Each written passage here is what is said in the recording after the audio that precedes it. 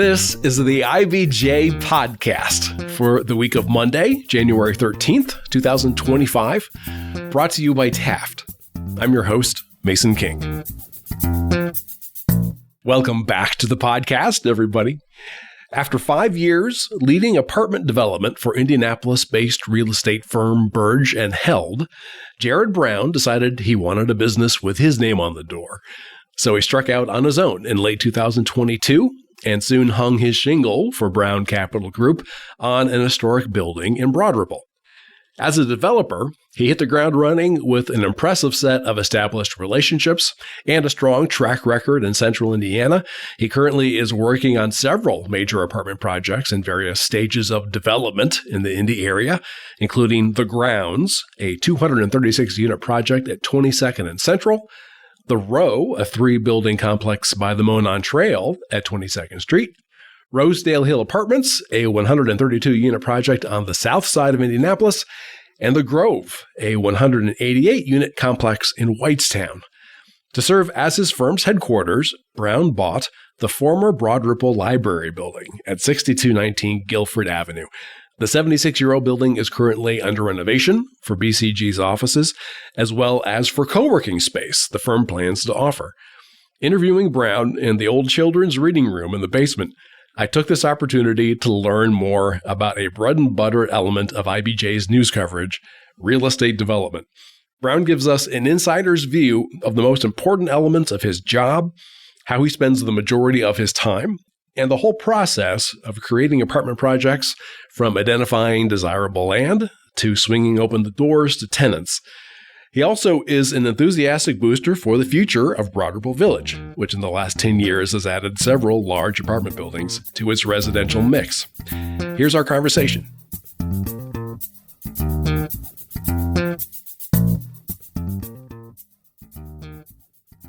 It's my pleasure to welcome to the podcast Jarod Brown, founder and CEO of Brown Capital Group. Thanks for making time in between snowstorms here in central Indiana. Oh, my pleasure. Thank you. Listeners might be able to tell there's a bit of an echo in this room. It is one of the reasons why I've been geeking out prior to this interview. We are in the children's reading room of the old Broad Ripple Library, right across from Old Kroger, which is turning into an apartment building. So shout out to my Meridian Kessler folks. This is a big piece of how we grew up. It was built in 1948. Is that right? That sounds about right. It has some nice Art Deco touches. It does. It does.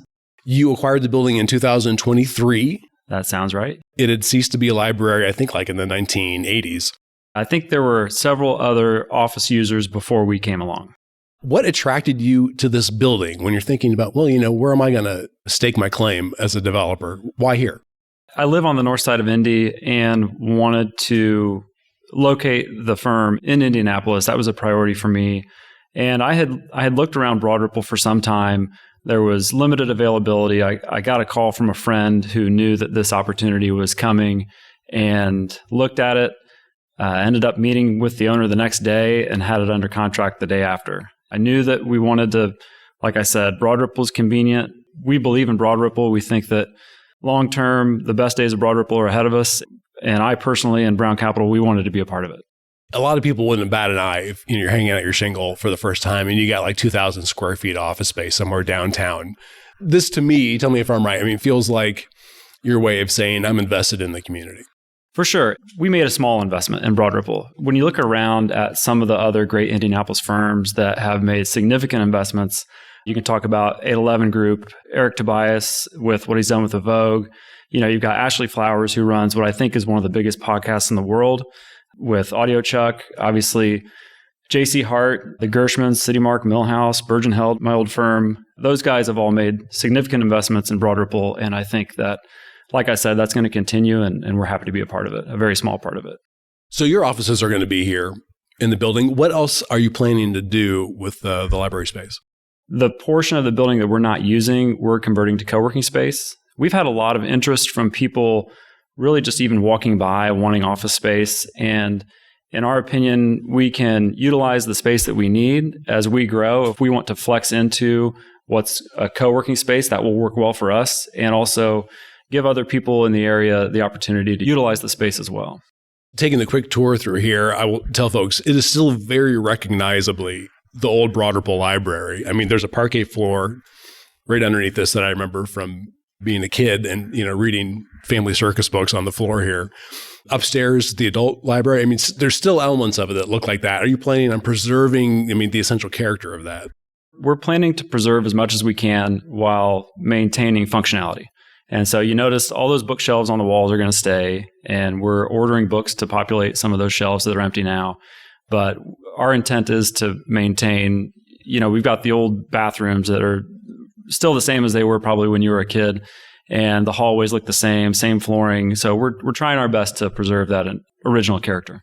Do you have any thoughts about making any other investments in Broad Ripple? Oh, of course. Yeah. If the opportunity presented itself, obviously our primary business is multifamily development.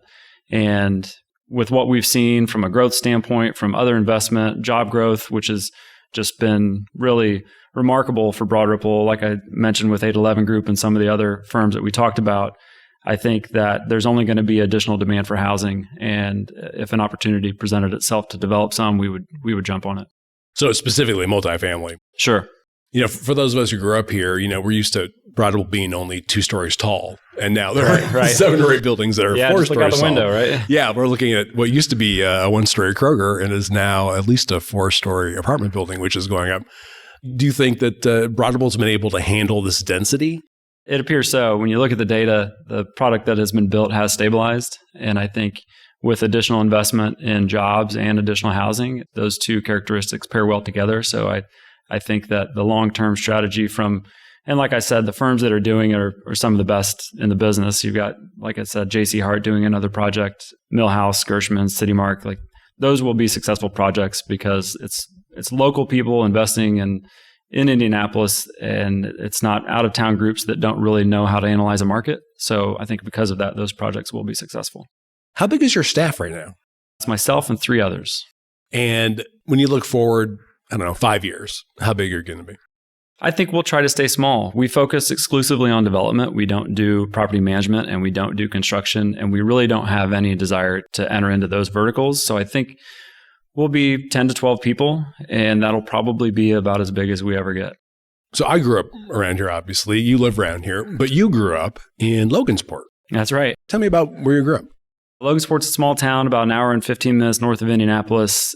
One of 5 kids. Our family had a small general contracting firm that was started by my grandfather and ran by my dad and his family. And really myself and my siblings and all my cousins all worked there as kids. I think my first job was sorting nails in a warehouse when I was in maybe 6th grade. So I've been around construction my whole life. That's fascinating. I mean, some people, grew up with parents and they think, I do not want to do what my dad does. Right. Never in a million years. But what was attractive to you about that? There's something about you walk away from a job site at the end of the day and you can see real results. And when a project would finish and whether it was a library or a school or whatever it was we were doing, when it was done, you could say you worked on that and there's something tangible to see. And I was a lawyer for 9 years, and that's a far less tangible profession than development or construction. How did you get interested in finance? At what point did your interest in the physical stuff transfer to how does this stuff get built in the first place? I was in the Kelley School of Business for undergrad, and really I enjoyed business school. I had a lot of fun. I enjoyed the material. I felt like I understood it, but I had always had the idea that I wanted to go to law school. And through my internships and everything else I was doing, I kind of found my way into real estate finance as a lawyer. And that was really just a result of the opportunities that presented themselves to me. And I really did enjoy it. I had a great group of clients that I worked with. I learned a ton. Most of what I do today, I learned from the clients that I represented when I was a lawyer. So it was a great training ground for me. What was the plan right out of law school? Right out of law school, the plan was to be a lawyer for the rest of my life. I probably wouldn't have told you that I would end up in development right when I graduated. But pretty quickly, you did gravitate towards real estate transactions. Yeah, I did. And I think that was somewhat driven by the clients that I was put on when I was at my first firm. And most of them were in some form of finance, whether it be real estate or small business. But generally, the client base that I worked on was mostly real estate developers. And then what clicked for you when you got deep into that? One of the things that I enjoyed the most was how collaborative the real estate development world was. You have lenders that get excited about a project. You have investors, you have developers. There are a lot of partnerships that can be productive for all parties involved. And now I started practicing law in 2007. Well, really, I started working in a firm in 2005. So I got to see the buildup to the Great Recession and learned so much from those firms that survived that came out strong on the other side of it. And to see what those guys went through to survive was just one of the most influential experiences of my career. Yeah, gut-wrenching. I mean, I remember, the amount of foreclosures was mind-boggling. So you were able to take that experience and turn that into a positive and say, well, this has happened. What can we do better? Yeah, I think we make a lot of decisions on a day-to-day basis that are influenced by what I learned when I was representing firms going through that part of the cycle. Does that influence at all? For example, you said earlier in the interview about, not wanting to get too big. Yeah, I think so. I think if we can maintain a healthy pipeline without growing just to grow and focus on projects that we believe in that are part of a core business plan and execute well on those, then we will have a successful firm. The recession really did to me was make me extremely risk adverse. But obviously it hasn't happened to you. What do you think that is? I wouldn't say we're not risk averse, but real estate development, it's a high risk business. I mean, that's probably the biggest difference between being a lawyer working on transactions and actually being a developer is you go from the guy writing the documents to the guy signing the documents and signing personal guarantees and taking all the risk. And it's a totally different mindset. Then in 2018, you became the chief development officer for the real estate firm Birge Held here in Indianapolis. How did you get with Birge Held, and then what did that work entail? I had known Tag and Andrew socially for a while and was really catching up with them one day. And they had mentioned they wanted to do more ground up development at the time. Their primary business was really acquisition and rehabilitation of existing apartments. So we had the idea to collaborate and focus on more new construction. And so we worked out a structure and put it together in 2018. You were kind of the sole ground up guy. At that point, yeah. And then were you doing many different types of buildings, or was it just multifamily at that time? So it was all multifamily, but we focused both on market rate and affordable housing. And I always feel like I need to explain this to people. Multifamily means? Apartments. Yeah. I know. It's kind of a bugaboo in the editing department of IBJ. Because multifamily is the industry term. But I mean, basically it means apartments. Basically, yeah. Could it mean like townhomes? Yeah. There's a couple different construction strategies, but generally it's apartments. In 2018, I think that there was already beginning to see a real thirst for that kind of product. Tell me a little bit about that. The demand for really not even just new construction, multifamily apartments, but for apartments in general, we have seen demand really just take off in the last, call it 10 years. I think in the data that I read, and there's all kinds of people that are far more intelligent than I that talk about it, demographically, you're being pulled on both ends. You've got retirees and empty nesters that want to downsize and want to be closer to their adult children. And so they can live in maintenance-free housing by renting an apartment. And then you have a much more transient younger population that's graduating out of college that they're moving more, they're buying homes less, and there's a lot of reasons for that. Sometimes it's an affordability issue, but sometimes it's they don't want to buy a home yet issue. So demographically, you're being pulled on both ends. And there's another number out there that I don't think we've built enough apartments to keep up with demand since something like 1980, or we haven't gotten that close since then. And so you've just had a supply problem for such a long time. And with what's happened in just the last few years, where we've seen a significant drop in construction starts in multifamily housing, we thought we were starting to put a dent in it, but mathematically, we're just not. I have a confession to make. I use the term developer all the time when I'm editing real estate stories or writing small stories. And I suppose it's sort of like sports writers. You know, a sports writer can go to a basketball game and tell you what the center does and what the high pick and roll is. But I know there's so much more to it than what I understand. Could you do me a huge favor and just explain to me what a developer does. I mean, from your perspective, the things that you do, I mean, I just have a picture in my head of you wandering around a construction site with a phone and a hard hat. But I kind of get the impression now it is not exactly like that. What is the daily life of a developer?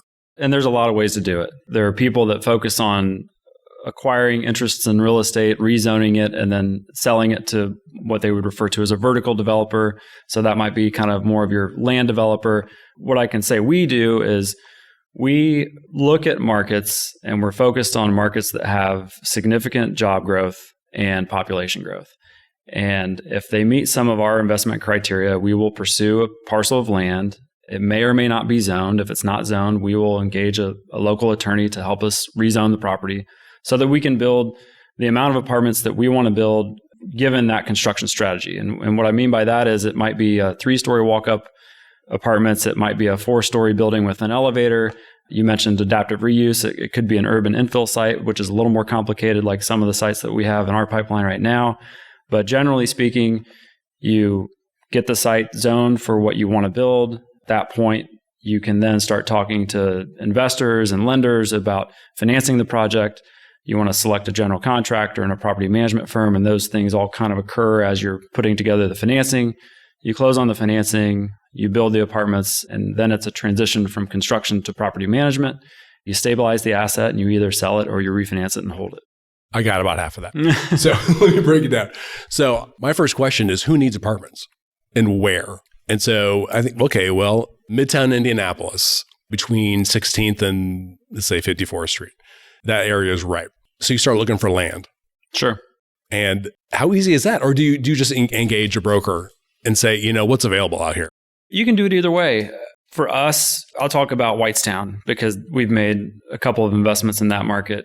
It doesn't take a whole lot of research to read the job creation that's occurring in Boone County with the LEAP District and Eli Lilly and all this investment. And so you go into a suburban submarket like that, and there's a lot more land available. That part of it gets easier. If you're going to look at the area that you're talking about, I think the biggest job driver down there is really the IU Health expansion. I think at one point I was told it was the largest construction project in North America. And the job creation that's going to occur as a result of what's going on down there is going to require housing for a lot of people. And apartments are a very efficient way to create that housing. You talk to the owner of the land and say, hey, I'm interested in acquiring this. I would assume you, at that point, if you're lucky, you get the land under what they say is under contract. Yeah, under it's contract. An agreement. Yeah. You don't pay for the land. Not yet. Because right now you don't know if you can rezone it. Exactly. Or what you might run into. So you get it under contract and then you start, I think you engage a design firm, I guess. Of course. And get a sense of what the price point might be. Yeah, generally we go into it knowing what we can pay. If we're going to analyze a submarket, we know that if we can build 4 stories and get X number of apartments on a site, then we're going to be able to pay Y dollars per acre for that site. And so we can go to an owner, ask what their pricing expectation is. If it seems like it's close enough for alignment, then you start to negotiate. So you get an architectural firm and go, this is kind of what we're looking at, the kind of finishes maybe we're interested in. This is square footage per unit, or you probably have an idea of how many units you need to make it work. Of course. And then you get the plans. And then probably more times than not, you have to go to the city or whatever the municipal body is. You do. For rezoning, or maybe what else would you need to do? If the property is already zoned in a plain unit development, that PUD, as we call it, would already allow for apartments, and it would have some guidelines of what you can build from a product type standpoint. So that makes it easier in some cases. Outside of that, it's a question of, is the property zoned for a more intense or a less intense use than what you're asking for? So the range of what you're asking for can vary widely based on the location that you're looking at. Let's say you get all of the approvals that you need. Is that the point where you start talking to banks and or talking with investors? Or maybe that's already been happening? Yeah, that's a great question. At this point in the life of Brown Capital, what I've learned is that you have to be having conversations with investors every day. And we have a targeted business plan that we're trying to execute and replicate given certain criteria. Like I mentioned earlier, it has to be an area that has job creation. And so as long as there's a large driver of job growth, that's how I'm making our pitch to investors, is saying we're going to continue to find markets like this, submarkets like this, that behave this way because there's this firm that is growing or this firm that is investing. And so there's going to be a need for more housing. And so for me, I've found that we're more successful if we're continually having conversations with lenders and investors. And then when projects come closer to fruition, we can say, hey, this is the same thing we've been talking about. And here's just another project that it's not in Whitestown, but now it's in wherever that might be. But it's a very similar strategy. Like you say, you're having a conversation with investors and they hopefully are buying into what you tell them is your strategy. These are the kinds of places where we're looking. These are the kinds of people that we're trying to get as tenants. This is what we think we can pull off in this particular product. And so you've got those relationships going, and including with lenders. I mean, you just don't show up at a lender's office one day and say, okay, I got 263 unit place here in Whitestown. Yeah, not for projects this big anymore. The project size. So that's an ongoing relationship. Ongoing. And I would also say we're fortunate in Indianapolis because we have a lot of really good developers. Okay, I think we're a net exporter of real estate developers, and especially in the multifamily space. Some of the biggest and best firms in the country are based in Indianapolis. And I also think that's a result of we have some really good lenders. And you look at some of the local lenders that are based here, Merchants Capital, Bank of Indianapolis, Lake City. Those are just a few of the firms that we've done business with, First Internet Bank. And they're really sophisticated. They have great teams that have built up a body of knowledge to help firms like us grow. But it hasn't been just us. It was J.C. Hart in the early days and Buckingham in the early days and Birge Held in the early days. And when you have this body of knowledge from the developers, the investors, the lenders that are all local, I think it makes it easier for us to succeed. But I also think that that's why Indianapolis is such a great market for apartments, is you have a lot of sophisticated local developers that aren't going to overbuild. We understand the market. It's like Goldilocks. It's not too hot. It's not too cold. And I think that's why you've got so many great firms that are based here. Let's take a quick break to hear from our sponsor. This is the IBJ Podcast. Taft, today's modern law firm. With more than 800 attorneys in 8 primary Midwest markets and the District of Columbia, we provide solutions to the business issues facing middle market and emerging companies alike. We do this through a highly collaborative and inclusive team approach. Taft, the modern law firm. To learn more, visit taftlaw.com. All right, we're back with this week's edition of the IBJ Podcast in my interview with Jarod Brown about locating his new development firm in Broad Ripple and how apartment complexes get built. Let me back up for a second, because I will say, now that I'm really into confessing things, I just always sort of assumed the developers were just very rich people who had lots of money, Some in are. the bank. But it's not everybody. It's not everybody. I mean, a lot of times, you're working with somebody else's money. Right. And then part of your valuable as a developer is bringing the money to the table. Of course. Being able to find those folks and find those dollars. How much of your time is just spent rounding up the money? A significant amount of time. My day, personally, is really devoted to 2 things. Number 1, growing the pipeline, and 2, capital relationships. And whether that's investors or lenders, my time is most heavily focused on capital relationships. Okay. More than 50%. Of course.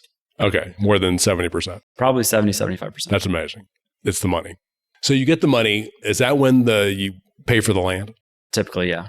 Sometimes it doesn't align. Sometimes you have to take the land down, as we say, before you close on the project financing. But ideally, you're closing on the land, the loan, and the equity at the exact same time. And you're signing your construction contract. And then when we talk about relationships, for example, you have relationships with contractors or general contractors who then can take those plans and make what you want them to make. Exactly. And maybe depending on the kind of product you have, maybe Bob's contracting service is better than Alice's? Yeah, I think right now we have a lot of success with Grand Contracting. I think everything we have right now under construction is with them. And I think on one project, they're 3 months ahead of schedule. On another, slightly less than that, but they've been really good to us. That doesn't mean we wouldn't work with other firms. Again, same thing. There's a lot of great general contracting firms in Indy. And we talk to a handful of groups. Some of it's capacity. And it's going to depend if the construction climate changes in 12 months. One group might have more capacity than another. And so I try to have conversations with multiple groups at any given time and make sure I understand I don't want to be getting firm A's third string team because their first and second string team are busy. So you got to understand what the capacity is in the general contracting realm as well. From the point at which they start building, I mean, the walls start going up. I mean, how much are you really involved? At different points in the construction process, we're far more involved than others. In the early part, we're highly involved because we want to make sure the project kicks off efficiently and can be successful. We're also highly involved late in the project as finishes are being installed and making sure that everything looks the way that we thought we wanted it to look and that we think will be desirable to a renter. So now it's finished. You need to have somebody lease the building. And so that's a contract that you have with somebody. Is that leasing and management, is that usually the same? Yeah, you can say it both ways. So you can either A, hold on to the property, hold on to this building that you've owned and sit there and collect rent, or you can sell it. Does it matter to you personally? I mean, what your strategy is more likely to be? I think that's another part of our job is it depends what's going on in the investment sales market. There may be a lot of appetite for that type of asset. And so you can do really well by your investors if you have an exit, given what's going on in the investment sales market. Or you could have a market where refinance terms on debt are favorable. And so it might make more sense to refinance. And so that's something that we analyze on a case-by-case basis, is whether, given the economic climate at that time, what's most appropriate for that asset. Might you be in a situation where the investors are pressuring you, we need our money back? We're not really structured that way. We're not really structured in a way that we have to sell at any given time. And we're really upfront with the people that we work with about that. And we say the same thing, that once we get stabilized, we're going to analyze the market. We're going to say, here's what it would look like on a sale. Here's what it would look like on refinance, because you've also got different individual investors have different priorities. Some investors want their money back right away, and some of them don't want it back because they would rather it stay at work. And so we have to juggle that depending on what our investor base is on a given project. So in 2022, you decide you're going to strike out on your own and create Brown Capital Group. Coming from a risk-averse person, why leave a good firm, good job? Somebody else is in charge of, making sure there are pencils and running bathrooms. The minister's stuff is taken care of. All you got to do is roll into the office every day. Why do you want to have your own firm? I think there's a couple reasons. Number one, I want to make it clear that I had nothing but a great experience at Birge Held. I learned a ton from Tag and Andrew and Aaron Ross and all the people there. It was a great experience for me. I think when I started there, we had maybe 3,000 apartments. And when I left, they were up to something like 25,000. And so to be a small part in that growth was just a phenomenal experience for me. I think personally, I've always had a little bit of an entrepreneurial bug. I think I mentioned earlier that I grew up in a small family business. And I think at the end of the day, I knew deep down I wanted to be my own boss and grow my firm the way that I wanted to. And it just felt like time. I think I turned 40 the month before that. And I said, I'm going to give this a whirl. Is that a tough question to have with the family? Like, hey, I might be away from home a little more than usual. Not really. I think the transition out of law and into development the first time was harder for me because it was a total career shift. I'm still really doing the same thing I was doing before in just a slightly different structure. From an entrepreneur standpoint, how easy is it to start your own firm? It's not. It's not easy. And you have to have some mentors that really believe in you. You have to have some people you can lean on and resources that will help you through the good times and the bad. And I think that nothing prepares you for it. The highs are high, the lows are low. But in hindsight, it's about whether you're happy doing what you're doing and are you having fun and are you working with the people that you want to work with. And I would say that's been one of the best parts for me is we've had some really great partners. We've had some really good teams that we've been able to work with that have made this a lot easier for us. And you're still in multifamily. I mean, you easily could have said, well, we're also going to branch into medical office buildings. That was key for me. It was, especially as I have to go out and, as you mentioned earlier, raise money. This is a business that I learned over the course of 5 years at one of the best firms in town. And we're just executing a slightly different strategy in the same business. So again, you have 3 employees right now. What do you need in this kind of business at the very beginning? Like, who are those 3 people? What are their functions? in the first year, it was really just me and I did everything, whether it was underwriting a project or negotiating with a lender or talking to investors. It was just me and I had to manage everything on my own. So the next thing that happens in my mind is, what are the parts of my day that it becomes less efficient for me to be handling it that I should hire out? And so the first role in there was really the underwriting of a potential project. And so underwriting means building a financial model that illustrates how all of our assumptions, from the construction cost standpoint to the rent that we think we can get to the terms of the loan, how that will perform financially for investors and for us. And so that was the first function that I hired Brendan Majev, who used to work for me when I was at Birge Held. And he came on board pretty early on to really take on that role. And then also work with our general contractors and our property management firms to make sure that projects were successful. The second role, which is filled by Emily Mata, she really, I would say, handles everything that it takes to run the business that isn't building the projects. And so anything ancillary to building a pro forma, working with the general contractor, she runs Brown Capital, the firm, and everything I need to make sure that we can be successful as a firm. This last summer, we hired Matthew Shimp. He is a Kelly grad that just finished school in May, another phenomenal young kid that has been a huge asset to us. And he is now taking that underwriting function that I mentioned away from Brendan to give Brendan more bandwidth for the projects that we have ongoing as our pipeline grows. I mean, pipeline is a key word. You were able to, when you started here, maybe you have the best way of explaining this, finish working on projects that you had worked on at Birge Held, or you continued to work on them as Brown Capital Group. How does that work exactly? What is nice about real estate development is that every project really has to stand on its own as its own business plan. So I did a lot of projects when I was at Birge Held. We still all own together. And there was really one in particular that, as we worked through how to split, couldn't figure out a way for us not to do it together. So effectively ended up being a joint venture. So we own it together. We take the risk on the loan together, and we'll make decisions on how that, or what should be done with that asset as time goes on. So even when you're at Birge Held, I mean, you are an owner of the projects that you work on. Yeah, exactly. With the other guys.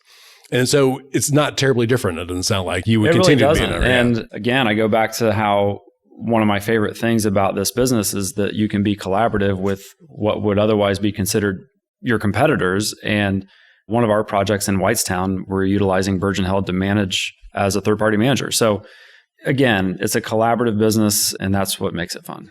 Yeah, that is super interesting to me, because I feel like I see that even more than I did back in the day, where you have two developers working on a project in what I assume is a joint venture. And dumb me, I sort of assume, why would you want to collaborate with a competitor? It goes back to one of your points, is it's a way to mitigate risk. It's a way to mitigate cost, because it is expensive to get these projects up and going and out of the ground. And so if you've got a firm that you feel good about and you get along with and you think your values align, you can share pre-development costs, share the risk on personal guarantees, and build a project together. And it's a way to mitigate risk. The project I'm probably most familiar with is, I think, called The Grounds. Yeah, 22nd Central. Yeah, and I know that because my son used to go to school very nearby. And so we literally watched it like come out of the ground. Is that the project that you're still involved with? That's one that I think it closed slightly after I left. But that was a difficult project because it's in the historic district, or at least the west side of it is. So it was a long rezone. It was being worked on during COVID. So that had its own wrinkles to it. And we had a significant amount of time invested in that project, and pretty sure it closed slightly after I left. Very excited to see it come out of the ground, and the finished product is just phenomenal in my opinion. It is finished essentially now. It's getting finished. There are a few buildings that are done and a few more that are coming online, but there are a large swath of units that are done, and they turned out great. And it was supposed to be 236 units, according to the IBJ. That sounds right. That sounds right. Okay. And my recollection is that there was a liquor store there on the corner. Yeah, there was. And then there was a dollar store parking lot. Yeah. The west side was pretty much an abandoned strip mall. And there is still a Dollar General just south of the east building that we did a little bit of work to. And there was a liquor store that sold single cigarettes on the corner that we demolished. Are you on both sides of the street or We just? are. Okay. So now the development on both sides. And then, so why is that a good example of the Brown Capital Group strategy? What was attractive about that project? Really goes back to the idea that you want to develop multifamily housing in areas with a large driver of job growth. I think we're a mile or less as the crow flies to the IU Health expansion. And we think that that is going to be just a phenomenal hub for job creation in the near north side. Look at a couple others. Tell me about The Grove in Whitestown. Yeah, The Grove is a 188 unit project in Whitestown that is really a sister project to one that I developed while I was at Birge Held called Greenview Apartments. Again, focused on the job growth in Boone County, really drafting off of what's being done by Eli Lilly and the growth that we know is going to occur out there.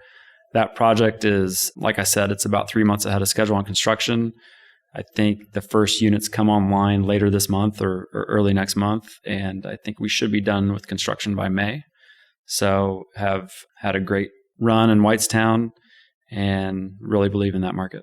And that's a partnership with Strategic Capital Partners. It is, Strategic Capital, another great firm that we would love to emulate over the course of time because of what they've been able to accomplish. Zip back to 22nd Street real quick. The Row. Is that the current name? Yeah, that's project? the current name. It's a 111 unit workforce housing project. So 51% of the units are restricted to 80% AMI. And so really what's been built in the last several years is really primarily two projects. Litech, like I mentioned, which is effectively 60% AMI and below. And most of your market rate apartments are 100% AMI or above. So really, you're missing a product for that kind of 80% AMI renter. You're going to have to tell us what AMI is. AMI, area median income. So that's kind of the median of the income of a given area. So Indianapolis is the market that you look at. And there's data on HUD's website and Fannie and Freddie. They can give you the exact numbers of what those are. But this was a project that we worked on with INHP, who was a great partner of ours to get that project up and going. And the city of Indianapolis, it was a priority for the city of Indianapolis as well. So, like I said, there's a little bit of restriction on that, but it's a phenomenal location right on the Monon at 22nd. Again, in my opinion, drafting off of the job creation that's occurring at IU Health, just a mile away, and everything else that's going on downtown, close to the Bottle Works district. And I think you're going to continue to see development along the Monon heading north has already begun. You mentioned, is it LIHTC? Is that correct? Okay. Spell that out for us. Low income housing tax credits. Okay. LIHTC. Another method of financing. Yeah, it's Section 42 of the tax code. We could do about a 5-hour podcast on how that works. It's highly complicated, but it's another strategy for developing multifamily housing with some restrictions on what you can charge in rent and how much you can increase rent per year in exchange for getting these specific tax credits. And on Wednesday, I take it you were at the Indianapolis City County Council meeting. And did you get final approval for the Rosedale Hills Apartments project? We did. Okay. Explain real quick what that is, and then why were you at the City County Council meeting? So that was another Litech project. So that's affordable housing. And these projects are difficult to put together because, number one, you're restricted in what you can charge for rent. And as I mentioned, you're restricted in how much you can increase rent. But there is so much need for affordable housing. And if you Google it, there's a million articles. It is a huge problem for not just Indianapolis and Indiana, but the whole country. There's a lack of affordable housing. So to be able to get these projects done, you really have to have a municipality that understands the problem and is willing to help you fill in the gaps from a financing standpoint to be able to build it. And so relatively simple, what we asked for there was effectively a tax abatement that will decrease the cost to operate the property so that we can deliver more affordable housing. People are paying less for the units, so construction costs aren't going down, they're only going up. Yeah, right. So you need a little bit of consideration. Exactly. If the city decides, well, this product is important, and that worked. And not every city looks at it that way, though. Yeah. There are plenty of municipalities that don't prioritize affordable housing, and they're not going to incentivize it. These are deals, the ones we've just mentioned. I mean, one's almost done. One just got approved at the city level. Just give me a sense of how much stuff is still out there. How many things are you working on that we don't know about? we have a weekly pipeline meeting, and we've got somewhere around $200 million in the pipeline. I think we can execute on a little more than half of that this year based on where we are in the process. When you say execute on, what does that mean? Close on a loan, close with investors, and start construction. So that's 2 to 3 projects for us. And I think if we can continue to grow at 2 to 3 to 4 projects a year, that's right around the size that we want to maintain. So the plan is get settled here in the library, keep working on the pipeline. And for now, you have the 3 employees. I would assume that, being in Broad Ripple, has got to be some sort of like draw for a potential employee. Yeah, it's funny because I've got 2 employees that are under 25, and we have an office optional policy for Fridays. So you don't have to come in the office on Friday. It's been the deal since I started the firm, thinking that would be attractive. And especially among, like I said, the 2 younger employees, there has not been a Friday where they didn't come in. I think they like being in Broad Ripple. The walkability, you can park your car, walk to lunch, walk to meet a friend after work. I have one employee that literally walks to work almost every day. She lives just south of here, and she tries to see how long she can go without getting in a car. And so I think that's attractive, and I think that's why you'll continue to see investment in Broad Ripple by, like I mentioned, 811 and some of these firms that are much larger than us, because it is a convenient and fun, vibrant place to work in. Well, great. Well, I know that we will continue to write about you guys. There's several projects that I know that we're following that are in various stages, and I look forward to seeing some more. Thanks so much. Appreciate the time. My thanks again to Jarod Brown. And folks, before you get on with the rest of your week, there are a few stories in this week's edition of IBJ that I want to draw to your attention. First up, smoke shops in retail areas are perfectly legal, but that doesn't mean that nearby residents have to like them. Taylor Wooten reports that neighborhood leaders in the Fountain Fletcher area are looking for a means to stem the spread of smoke shops in favor of more community-minded businesses. Also in this week's issue, Dave Lindquist sits with the new CEO of Newfields to get a full picture of his priorities for the Art Museum and Gardens. And Daniel Bradley gets a bead on the swelling interest in developing townhouses in central Indiana as a middle ground for consumers between apartments and single-family homes. And again, you can find these stories in the latest print edition of IBJ or online at ibj.com. I will say it is a lot easier to access the latest local business news and all of IBJ's data on central Indiana's business community and economy if you're a subscriber. We're running a promotion right now that gives you complete access for $1 per week for 3 months, just to get a sense of how valuable and original our content is. Just go to ibj.com and click on the subscribe button. And thanks again for making time this week for the IBJ podcast. I'm Mason King. Hang in there, everybody. We'll be back again next week.